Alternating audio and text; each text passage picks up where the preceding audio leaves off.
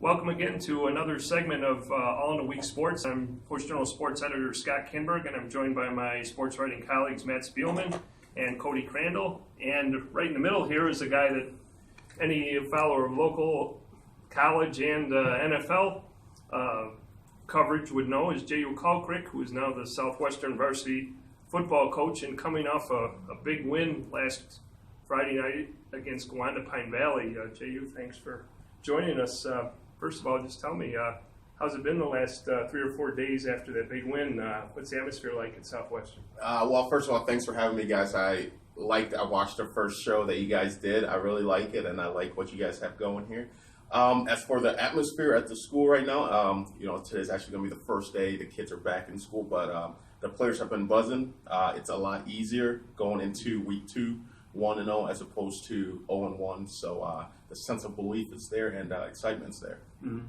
You've done a lot in your football career. I chronicled some of this in a book I did a few years ago on Jehu's career at the high school, collegiate, and the NFL level. But I got to believe, Jehu, that win in your opener has to rank right up there among your biggest thrills because of the way you guys did it. And a year ago when you played Gowanda Pine Valley, the outcome wasn't what you wanted. So, I mean, tell me about just the game itself and how you guys executed and didn't lose your composure when you got down. Going into that game, as I told the guys that this was going to be a statement game for us. Because the previous year, my first game, it was actually a 2-day butt whooping because it got lightning out and we had to go back on a Saturday. And we just didn't stay the course last year. It was that simple. This year, we came in, we played assignment football. The kids are buying into the system right now. And it's really tough, going into your first year, replacing a guy like Jay Sirianni, who's doing it for 12 years, went to the stadium probably 10 times out of those 12 years, 2 state titles. And then you're coming in, with his guys who are used to his system, and I'm coming in changing everything.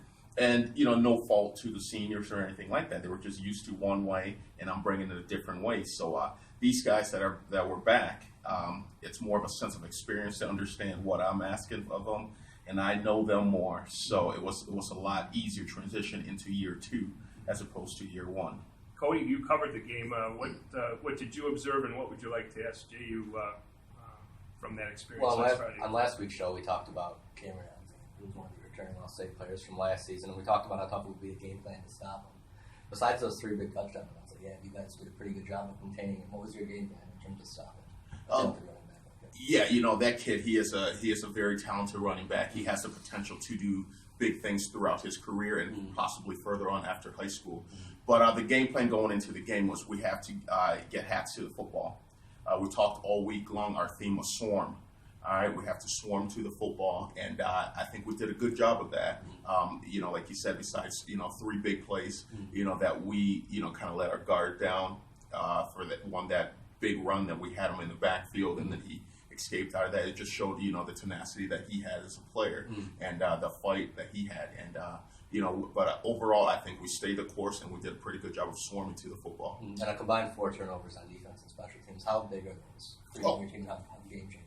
Those are huge. Those are huge, especially at the high school level. Actually, I don't care what level you are. If you win the turnover margin, you're going to win football games. And it goes back to, getting guys hats to the football. And if you have the opportunity to, strip the ball out and you have guys over there, your percentage of recovering it is a lot higher.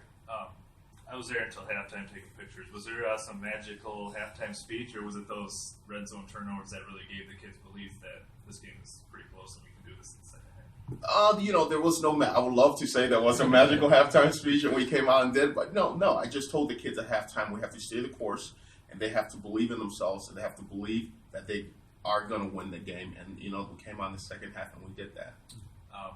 Last year, I know Nico had a record-setting year. Was that something going into week 2 where you're trying to get him the ball a little more or get him in different spots with the ball? Or I know he's obviously a game-changing player that I'm sure you can see more out of. Yeah, definitely. Nico is one of our top players. As we talked in the preseason gridiron, I said, he's a guy that every time he touches the ball, he has the opportunity to make big plays.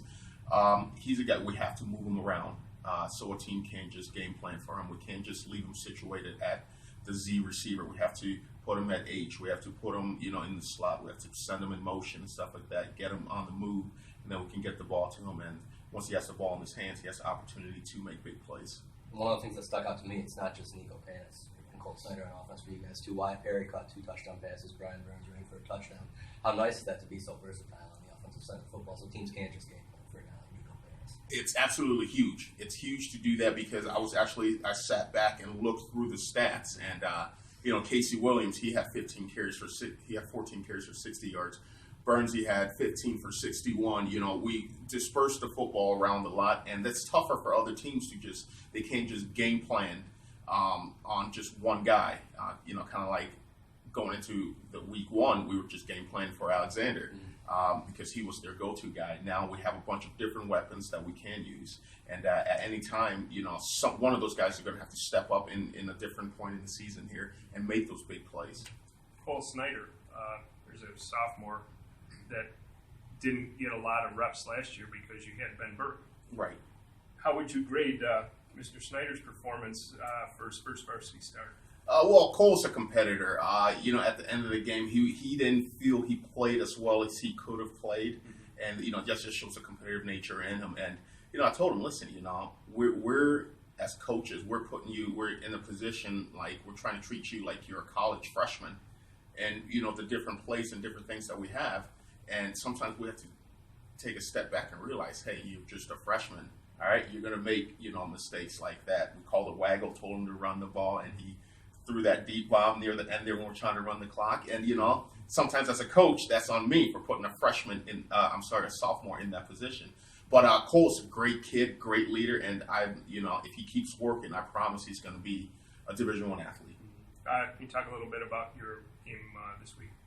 Oh yeah, this week going to Allegheny, it's going to be a dogfight again. They're big. They have a very big fullback that we're going to have to get hats to the ball again on him. And they disperse the football well. They run multiple sets. They can put you in that wing tee set, kind of like Awanda did, except for they don't have foot-to-foot splits. They can they put you in shotgun, different things like that. They have a lot of multiple sets that they can use, and they also have playmakers that they get the football to. At times, they use a 2-back system. We know most of the time when 32's in the backfield, he's going to run the ball.